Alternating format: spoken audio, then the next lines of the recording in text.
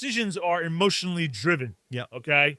And with these tariffs specifically, the value of those tariffs have not yet been shown to the parties that have to feel their effects. Well, it's funny because like when I talk to investors and real estate brokers, they're like, yeah, it's amazing. It's great.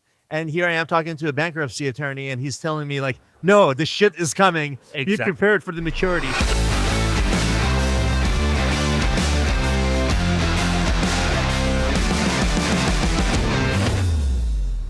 And we're back. We're confronting the impossible with me, Leo Jacobs. We have a very special guest tonight at The Real Deal, Amir fucking Karangi. How you doing, my friend? How have you been? Feeling fucking good. Amazing, amazing. You've been with the people today. You've been with Witkoff, Mayweather.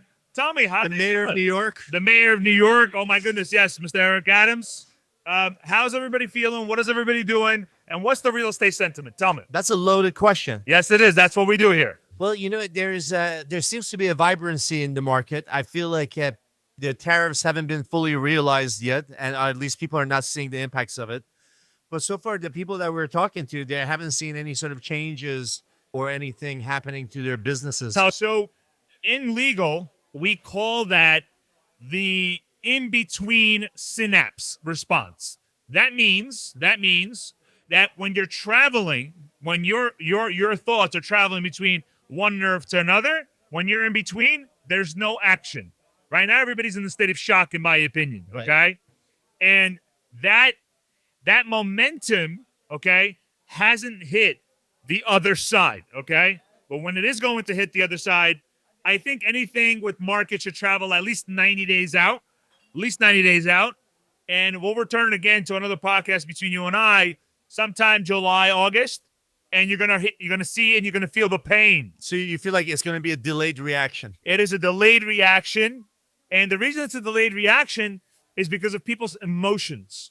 Real estate, like the public markets, it's an emotional beast. Okay, and I've learned that from doing $5 billion in debt and equity restructuring. Okay, it's not a little. It's not a little in New York City and beyond.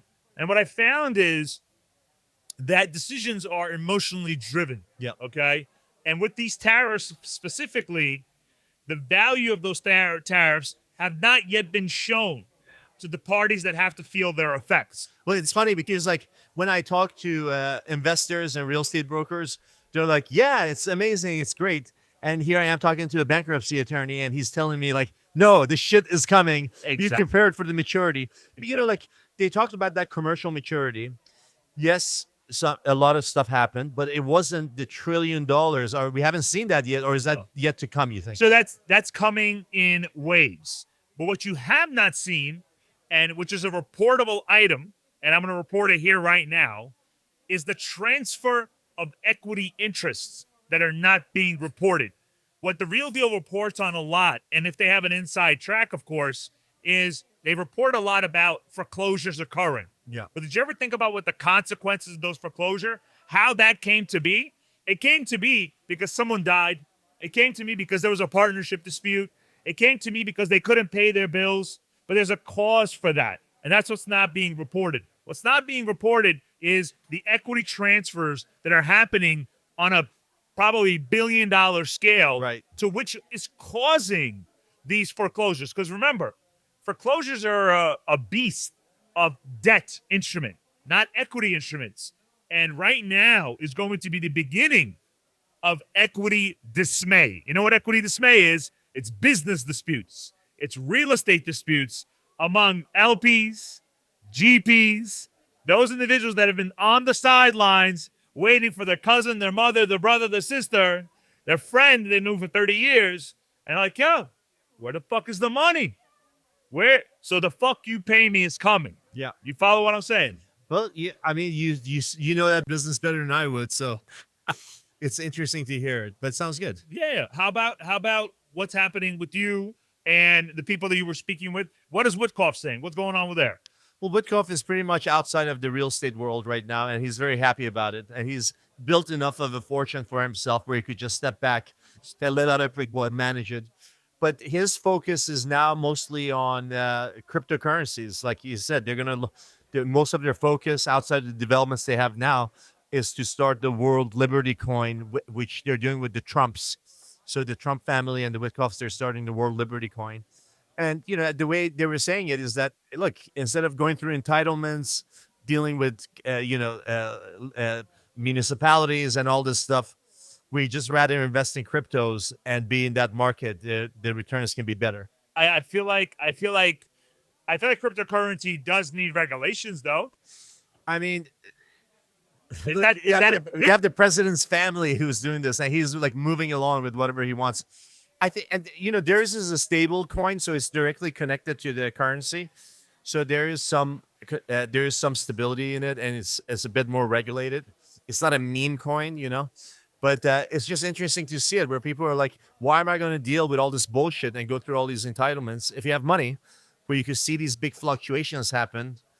I don't know. It seems very risky. In fact, I asked Steve, I was like, they could piss away your fortune. What would what would happen if that happens? Right. And he feels like he's got enough of an infrastructure where they're protected, So that's cooler crypto. What's up with Mr. Mayweather? What is he doing? I'm gonna be honest with you. He's incredibly charming. I was surprised. I don't know if he knows a lot about fucking real estate though. But he's got a lot of partners there. I wasn't the one who interviewed him, and I missed that panel actually. But look, the mayor came here. He broke news. They're doing that 305 Flatbush. The city is doing it with a private partnership. Very nice. Tell me about that. It's going to be the second tallest building in Brooklyn, after the Brooklyn Tower. Well, we worked on that restructuring, so yeah, that's good. So they're pushing forward with it, and he's. What I really appreciate about the mayor is that he's here, he's present, even though he got a lot of shit, even though his own party turned its back on him. He's still here, hustling and doing the work that gets to be done now. Yeah. Coming out and like engaging. And look, in the last mayoral race, people also didn't think he was going to make it. He was, he polled decent, but a lot happens by the time you get to the actual election. I think what's going to happen in this election is that it's not more so about what the mayor could prove that he already did, because he did a lot. I think it's what Andrew Cuomo doesn't do or can't do. Did you see what Andrew Cuomo raised? Like all of the people who used to donate money to Adams, they all went to. Yeah, but I feel like money is not the root of all evil, It helps with elections. It's not a coincidence that the people with the biggest war chest tend to win. Yeah, but that's more brand power. But like Andrew's been out of the way for a long time, and he went out in a bad way. Like he had to resign. And I think there's more to come with that. Yeah. I think that if he's going to get serious and if he's going to get way ahead, he's going to stay consistently there. I think there's going to be a lot of bad actors or actors in general that are going to try to get ahead of him. Yeah. What's up? What's going to happen today? Any other events that are going to be happening? It's interesting. No, that's it. After I'm done with this podcast, I'm going home to take off these clothes. So. Well, with that, thank you very much for confronting the impossible. I hope I never have to call you. No, man, you never need to call me. Thank you. Thanks, buddy.